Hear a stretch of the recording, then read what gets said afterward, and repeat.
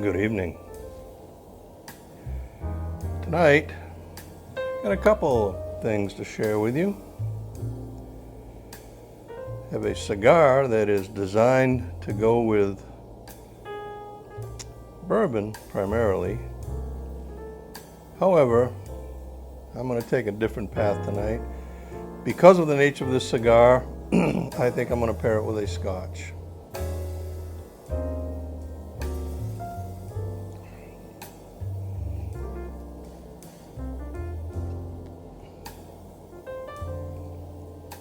It works. Auchentoshan 3-wood single malt Scotch from the Lowland region in Scotland, near Glasgow actually. It's a very dark color, very kind of coppery almost, a dark copper look to it. It's matured in 3 different cask types, hence the name 3-wood single malt Scotch.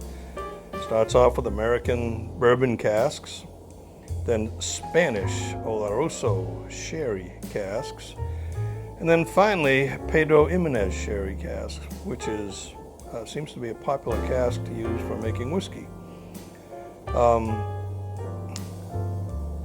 It's great to drink neat. And I chose this particular whiskey because I was looking for something finished in sherry casks. I have several options, and I had not tried this one yet, so I opened it last night and thought, yeah, it's pretty good. You taste a little bit of that fruit, which is not unusual in Highland and Lowland Scotches. Even got a little sort of butterscotch component in there, the sweetness. Yeah, you got to believe that comes from the American oak, but I don't know.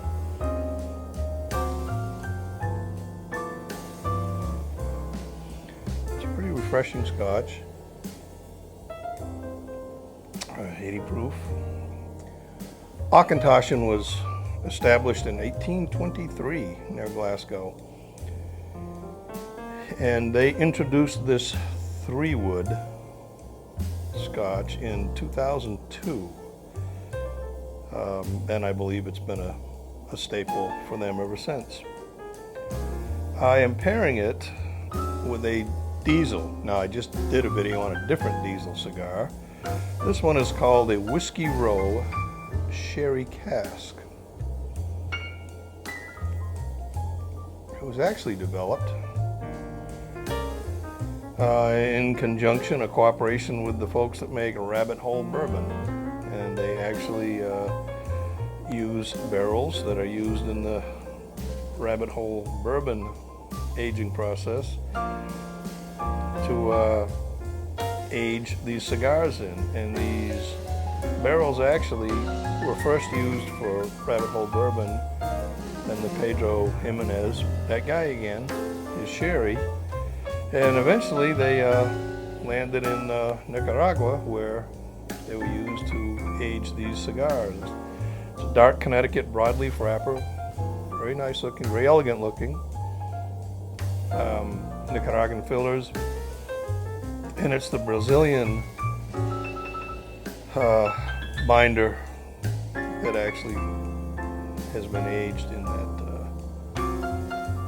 sherry cask that gives you that little flavor. The obvious thing would have been to compare or pair this with the Rabbit Hole Bourbon, which I may do in the future, but that's too obvious. This was a more complex choice because I'm going to follow it up with something else, and it all works, believe me. So about this pairing, there's some of the, this cigar has a little bit of sweetness to it.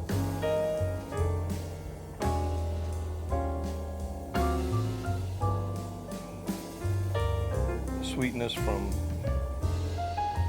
wherever it comes from, but certainly there's some inherent in it, dark fruit, cedar, some of the same things you say about a lot of these scotches, and they are present in this scotch. So I thought, they have a lot in common, and they both come from the same Pedro Jimenez sherry cask. So why wouldn't it work?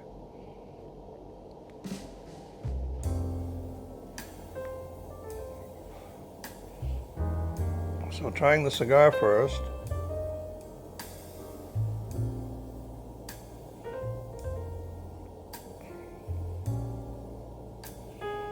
The cigar has some legs. It sticks around a little bit after you exhale it all. You still know it's been there. It leaves behind some evidence that it's been there. The whiskey doesn't take it away entirely, which might suggest this cigar can stand up to a stronger whiskey, which I believe the Rabbit Hole is. So it makes sense. However, they're not fighting each other.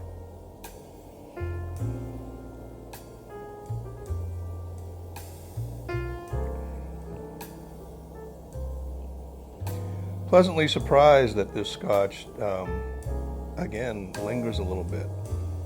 You get that sweetness after the fact. A few seconds after you've swallowed it, you are hit with that sweetness that's in there. Toffee, maybe. I'm just kind of getting a little bit of that, and definitely there's some sherry in there.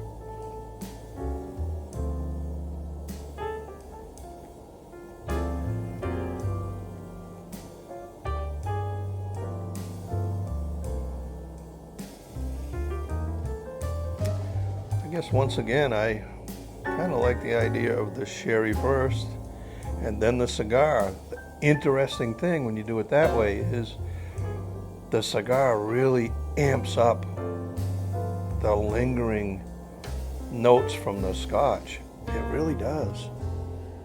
It's like you drank something different all of a sudden. I don't know that I've experienced that intensely at all in the past.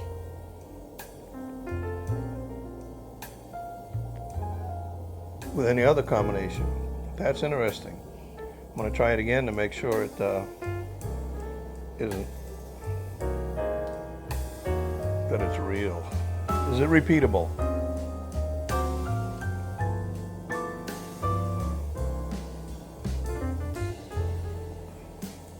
Very buttery, creamy flavor to that, malt feel to that Scotch. And a little buttery and, like I said, toffee flavor in there.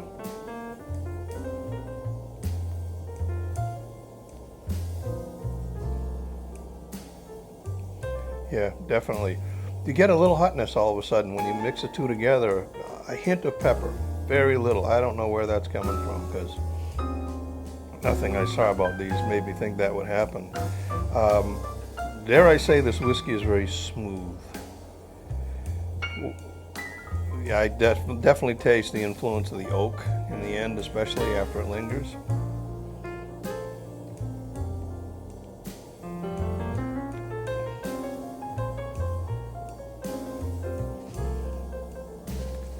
Kind of an interesting cigar. It does not taste like an infused cigar. Of course, it's only been aged and hung around in a cask that at one time had some sherry. I don't have any reason to think it was soaked in sherry or infused with it or anything like that. It's just part of the aging process.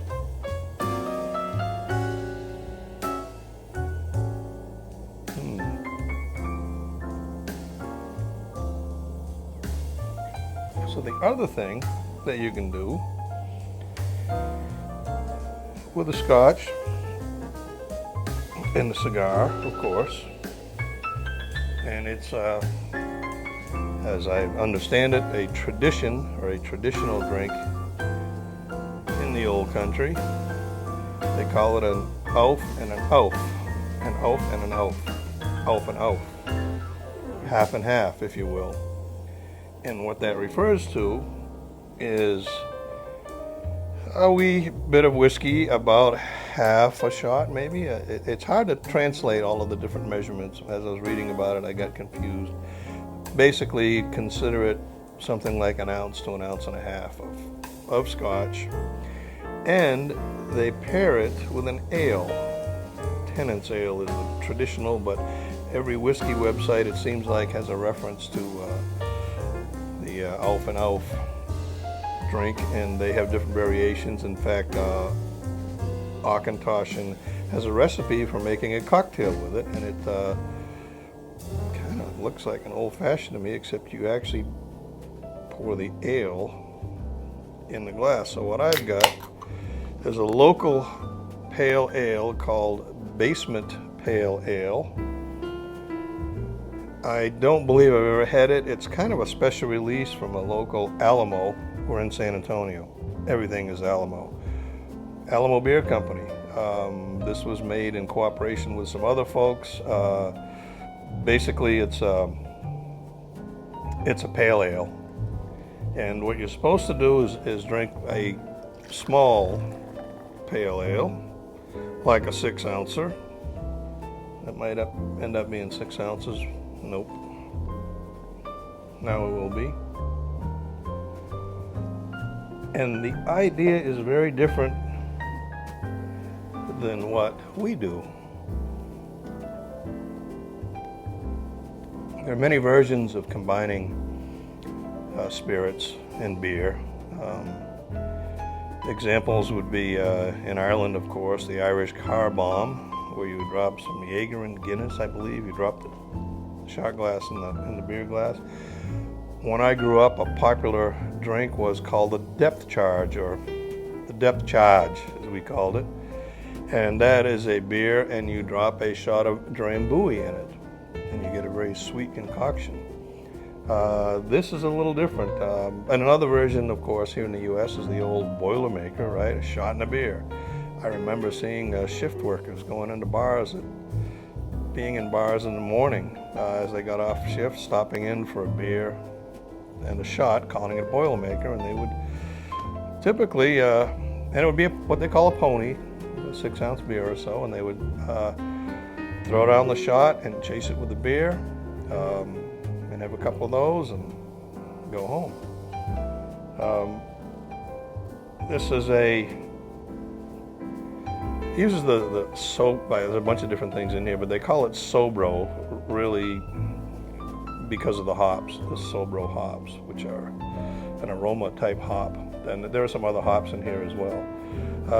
So the tradition in Scotland, as I understand it, and boy, I got a lot of head to wade through here too, is that you drink some beer and you chase it with a little bit of the Scotch.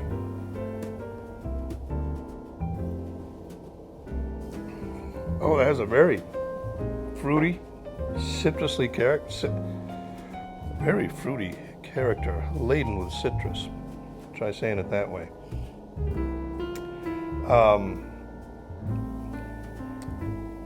Yeah, I have had this before because I've been to Alamo Beer Company for a couple of cornhole tournaments.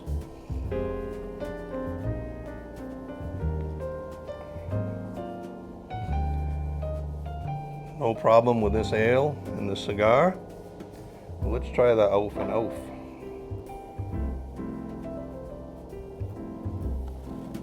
My Scottish friends will make fun of my pronunciation, I'm sure, but I don't have any Scottish friends, so I guess I'm all right.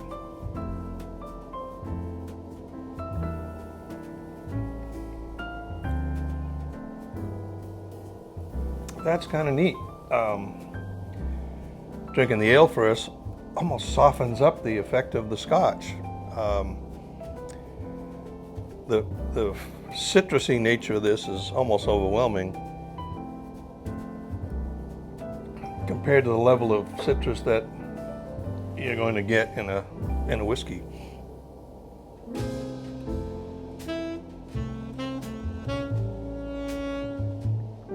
Boy, the two combine and leave you with a very sweet hangover in your mouth, in your palate, on your palate.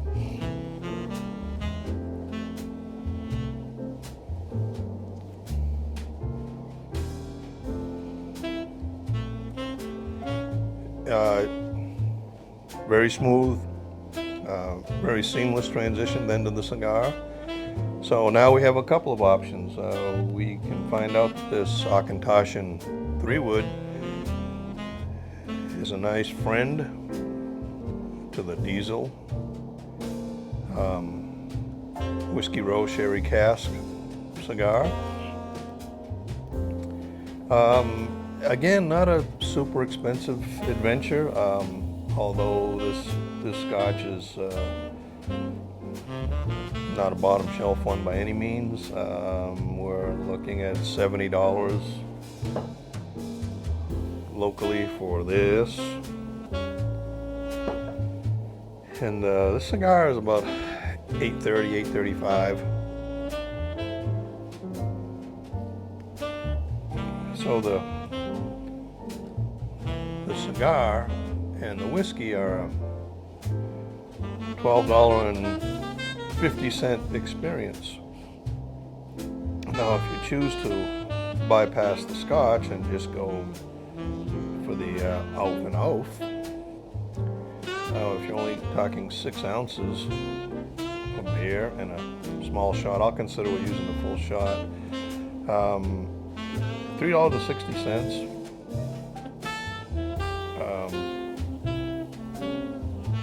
for the hauf, which is the whiskey and the beer combined. The beer is about $10 a 6-pack.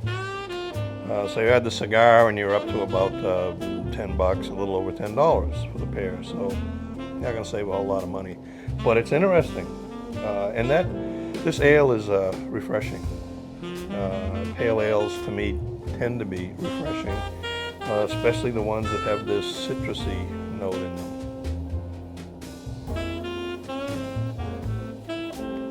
Maybe they all do. I'm not an expert. I have not experienced a lot of pale ales in my life, but occasionally I venture onto the wild side and we'll do some ales, particularly the lighter ones. To me, this looks like a lager or a pilsner. It's a lighter colored fare, and I tend to gravitate towards those these days. But it certainly has a lot of character, and it's a big step up from, I say, an American light lager, for example. This has a lot more going on for it. Not a whole lot of difference in price. So if you want to try something a little different, I recommend the Auchentoshan 3-wood Scotch on its own. It's a very nice, easy drinking Scotch. At 80 proof, it's not going to knock you out right away. This cigar will pair with, I believe, pretty much any whiskey you can find out there. I suspect that if you get into a higher proof, over 100 proof, over 50% alcohol content, this cigar may be lacking.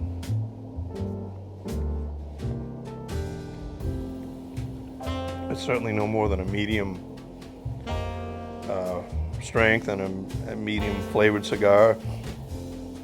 Not loaded with character, but certainly has that sort of medium to mild, easy taste that'll go with any whiskey I can think of other than the high proof ones. So, Diesel, Whiskey Row Sherry Cask, Auchentoshan 3-wood single malt Scotch. Do yourself a favor, give it a try. You have a great evening.